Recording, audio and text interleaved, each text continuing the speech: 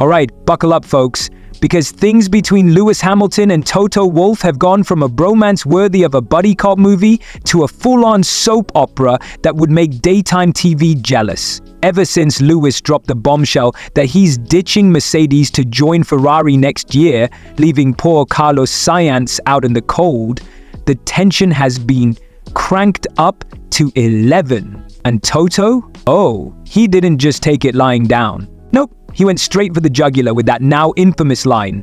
Lewis's shelf life is almost over. Excuse me, Toto. That's not just a casual dig. That's a verbal uppercut with a side of salt. Unsurprisingly, Lewis didn't let that slide.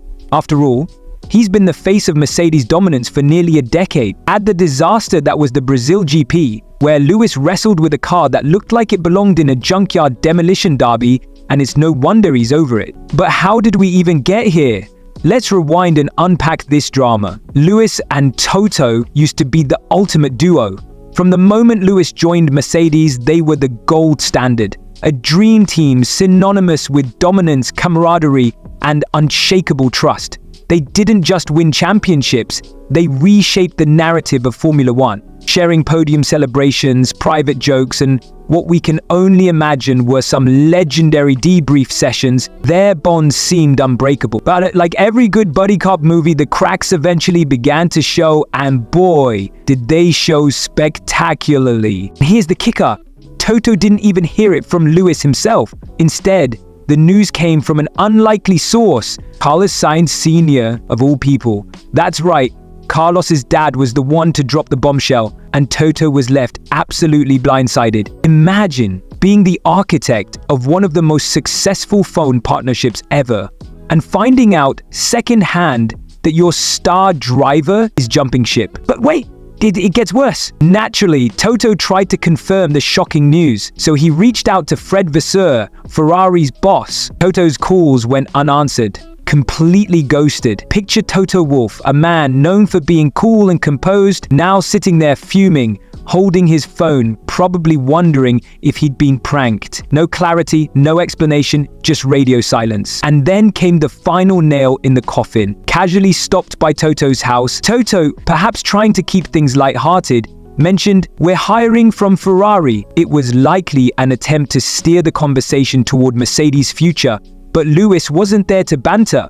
Instead, he dropped the ultimate bomb. "Actually, I'm moving to Ferrari." Toto, who had been with Lewis through thick and thin, from the highs of multiple world titles to the heartbreak of narrowly missing out on an eighth, this wasn't just about a career decision, it was personal. Toto felt betrayed, blindsided by someone he considered not just a driver, but a friend. And honestly, it's not hard to see why, when someone you've shared years of success with chooses to walk away without even giving you a heads up, it's bound to leave some emotional scars. Since that moment, the cracks in their relationship have widened. Toto's icy comments in the media and Lewis's increasingly candid remarks about Mercedes' struggles have only added fuel to the fire. What was once a partnership built on mutual respect and shared victories now feels like a strained relationship teetering on the edge of collapse. And while the phone world loves drama, this is a storyline that even the most imaginative scriptwriters couldn't have dreamed up. The fallout between Lewis and Toto is not just a rift, it's a seismic shift in the dynamics of Formula One. The Brazil GP was supposed to be a chance for Lewis Hamilton to silence critics, reignite his season, and remind everyone why he's considered one of the greatest of all time. Instead, it turned into a weekend that felt more like a horror movie, a relentless nightmare he couldn't wake up from. From the first practice session, it was clear that the Mercedes car was a handful, bouncing uncontrollably, locking up under braking, and handling like a shopping cart with a broken wheel. The W14 seemed determined to derail any hopes Lewis had of salvaging his weekend. Qualifying was the first blow. Shocking P16 exiting their fans and pundits in disbelief. Lewis, visibly frustrated, knew the writing was on the wall. "The car's undrivable," he reportedly said over the radio, his voice carrying a mix of anger and despair. Someone of Lewis's caliber, accustomed to fighting at the sharp end of the grid, this was nothing short of brutal. As the laps dragged on, it became painfully clear that there was no magic comeback in store. While others thrived in the chaotic wet conditions, Lewis was stuck trying to salvage what little he could. The frustration was palpable. By the time he crossed the finish line, he was a shadow of the confident, relentless driver we're used to seeing. Post-race interviews revealed a level of dejection we rarely see from the seven-time champion. He openly admitted that he didn't even want to return to Mercedes for the final 3 races of the season. Those words weren't just frustration speaking, they were heartbreak. The underlying issue is trust. For years, Lewis trusted Mercedes to provide him with the tools to succeed, and they delivered time and time again. But the past 2 seasons have tested that trust to its breaking point. Rebuilding a championship-winning car isn't a quick process, and Lewis doesn't have the luxury of time. He's not a 22-year-old rookie with a decade ahead of him. He's a seasoned veteran, acutely aware that every race counts and that his rivals are only getting stronger. And that's the crux of the issue. Lewis doesn't see a path to redemption with Mercedes anymore. He's tired of false promises, tired of being patient, and most importantly, tired of fighting battles he shouldn't have to fight. His focus is singular: winning that 8th world title to cement his status as the greatest of all time. But with Mercedes struggling to even field a competitive car, Lewis knows that staying with the team could mean watching his dream slip away. In the aftermath of Brazil, it's clear that Lewis's frustrations run deeper than just a bad weekend.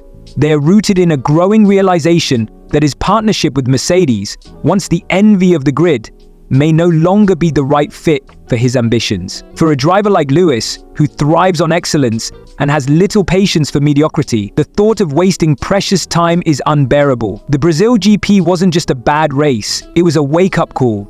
And for Mercedes, the clock is ticking. If they can't regain Lewis's trust and deliver a competitive car soon, they may find themselves losing more than just races. They may lose the driver who helped define their legacy. But then, Las Vegas happened, and oh, what a turnaround. Just when everyone thought Lewis Hamilton was down for the count, he came out swinging. The 7-time world champion topped the timesheets in FP1 and FP2, sending a clear message that he wasn't done yet. Even FP3 looked like it would go his way, until a red flag rudely interrupted his flying lap, leaving fans wondering just how dominant he could have been. Suddenly, the narrative shifted, and it felt like old-school Lewis was back in business. Now, let's talk about the competition, or rather, the lack thereof. McLaren, the team everyone's been hyping lately, is stumbling through the weekend with fuel balance issues. Ferrari? Oh, the irony. Their so-called Ferrari-focused upgrades, which were supposed to make them unbeatable on tracks like this, aren't quite delivering. They're like a magician whose tricks don't work. Lots of flair, but no real magic. And then there's Red Bull. Oh, Red Bull. For a team that's been almost flawless all season, they've managed to turn this weekend into a comedy of errors. They brought only one rear wing to Vegas, and guess what? It's the wrong one. A high downforce wing on a low downforce track. Seriously, who's running their logistics this weekend? A Vegas Elvis impersonator. It's a rookie mistake, and it's left Max Verstappen and Sergio Perez fighting an uphill battle. Amid all this chaos, Lewis Hamilton is emerging as the calm in the storm. His car finally seems to be working with him instead of against him, and the confidence is pouring back into his driving. Qualifying is not just within his grasp, it's practically begging to be taken, and if the cards fall just right, the race could be his for the taking too. It's like the stars are aligning for Lewis to pull off a stunning comeback on one of the most dramatic stages Formula One has ever seen. The battle between Lewis Hamilton and Toto Wolff might be heating up, but one thing's for sure. Formula One never fails to deliver drama, both on and off the track. While I'll stay neutral on who's in the right, the glitz, the glamour, and the sheer unpredictability of Vegas make it the perfect backdrop for this narrative. And with Lewis showing flashes of brilliance in practice sessions, it feels like the stage is set for him to grab the spotlight. This isn't just about a race, it's about redemption, legacy, and a driver refusing to fade quietly. Stay tuned, folks, because the Vegas lights are about to shine on one of the most thrilling and unpredictable showdowns of the season. You won't want to miss it.